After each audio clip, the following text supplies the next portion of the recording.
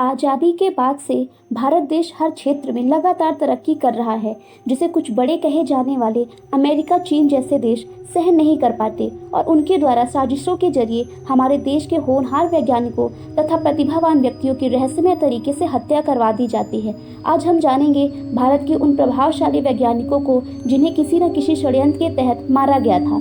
इसरो के एक बहुत ही सीनियर साइंटिस्ट तथा इसरो एप्लीकेशन सेंटर के डायरेक्टर तपन मिश्रा ने बताया कि उन्हें अमेरिका के द्वारा नासा ज्वाइन करने के लिए ऑफर दिया गया, जिसे इन्होंने भारत से लगाव होने की वजह से ठुकरा दिया। अब इसके कुछ दिनों बाद ही इनके खाने की चटनी में आर्सेनिक मिला दिया जाता है। आपको बता दें कि आर्सेनिक एक ऐसा जहरीला पदार्थ है जो रंगहीन तथा गंधहीन होता है। इसे खाने में मिलाने पर इसके मिले होने के कोई प्रमाण नहीं मिलते। इसे सिर्फ परीक्षण के द्वारा ही पता लगाया जा सकता है।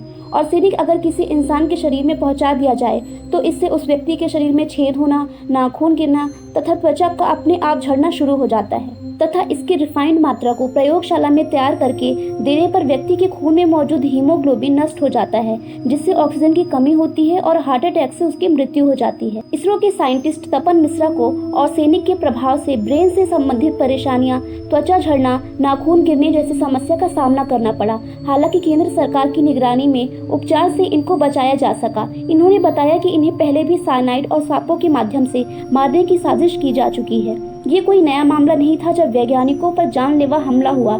आज से 50 साल पहले भी ऐसे कृत्य किए जा चुके हैं, जिससे भारत ने अपने होनहार वैज्ञानिकों को खोया है।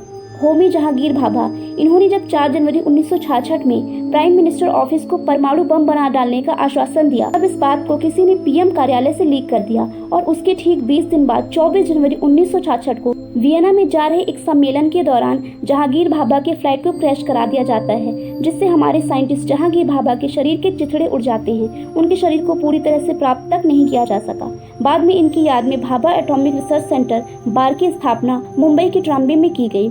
इसके बाद इसरो वैज्ञानिक विक्रम साराभाई, जो विज्ञान के क्षेत्र में अपनी दूरदर्शिता के लिए जाने जाते थे, दुश्मन को इनकी योग्यता हमेशा ही खटकती रहती थी। 1971 में एक दिन अचानक इनके रिजॉर्ट में इन्हें मृत पाया गया।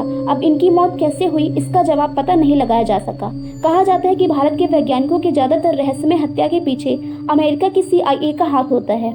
और किसी भी देश से कितने ही अच्छे संबंध क्यों ना हो, पर टेक्नोलॉजी और स्पेस के मामले में सब एक दूसरे के प्रतिद्वंदी ही होते हैं। इसी तरह बार के एक और परमाणु वैज्ञानिक लोकनाथ महालिंगम, जो कि एक बेहतरीन तैराक थे, इसके बावजूद उन्हें नदी में मृत पाया गया था। 2010 में M पद्मनाभन की घर में घुसकर हत्या कर दी गई थी और आज तक कातिल का पता नहीं लगाया जा सका।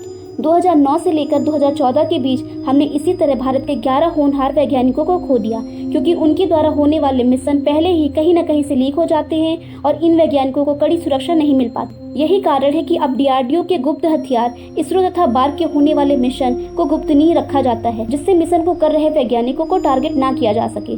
भारत सरकार को भी सभी भारतीय वैज्ञानिकों को भारी सुरक्षा बल प्रदान किया जाना चाहिए, जिससे देश को तरक्की देने वाले होनहार वैज्ञानिक सुरक्षित रह सके। फ्रेंड्स, आपको कमेंट में बताना है कि भारत में कितने प्रतिशत अमेरिकी और अमेरिका में कितने प्रतिशत भारतीय वैज्ञानिक काम करते हैं।